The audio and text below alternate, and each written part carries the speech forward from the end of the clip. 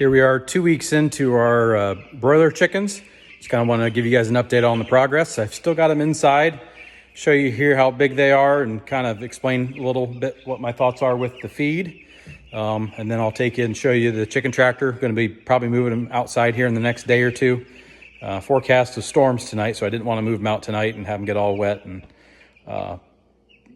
didn't want to lose any because of that. So here they are, almost 2 weeks old. Try to grab one here and give you an idea on size.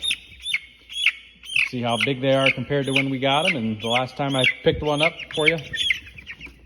They're drinking probably 2 gallons of water a day and going through maybe one of those containers, about a gallon of feed as well, the dry feed.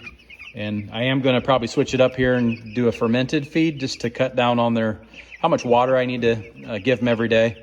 Once I get these guys outside, they'll easily, once they get a little bigger, easily go through more than 5 gallons of water a day. And adding the fermented feed, that'll take it back down to maybe a gallon because they'll get most of their water through the fermented feed that they're eating. So the fermented feed, I have some mixed up here. All it is water and feed combined.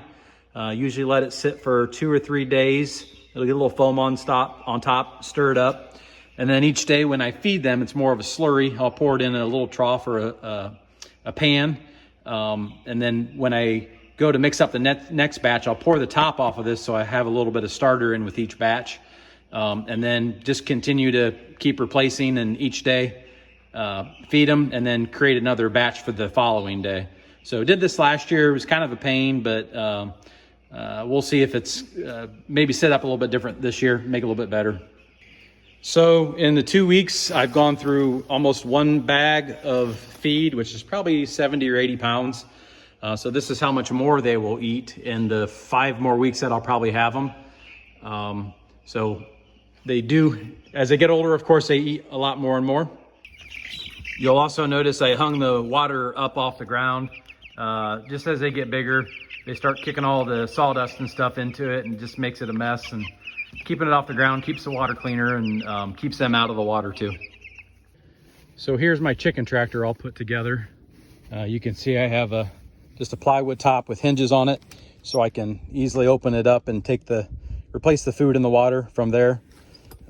It's just all zip tied and some fencing on the side. I can take it all apart and store it when I'm not using it. You'll see the rabbit wire is on top. It's bigger at the top, smaller at the bottom, and then I did add a layer of finer mesh on the bottom to keep, like I said, the owls. I was having a problem with a great horned owl one year. It would fly into the side and grab them with their talons and eat their heads off, and so that stopped that. Put a tarp on top, that way keep them out of the rain a little bit. I have put a tarp along the side at times. If we get driving rains and stuff, I know there's a storm coming, I'll put a tarp on the side to protect them that way. Once they're older and have all their feathers, them getting a little bit wet isn't a problem, but when they're little, they get wet and then the wind blows and they get cold, and you can lose quite a few that way. So the idea of this is it's easy to move. I can just pull it each day. It's not on wheels, and then it's open, so you get a heavy wind or something and the wind just is going to blow through it. It's not going to blow it away. So there's the chicken tractor all ready to go, ready for maybe another day or two, and I'll stick them out in the tractor.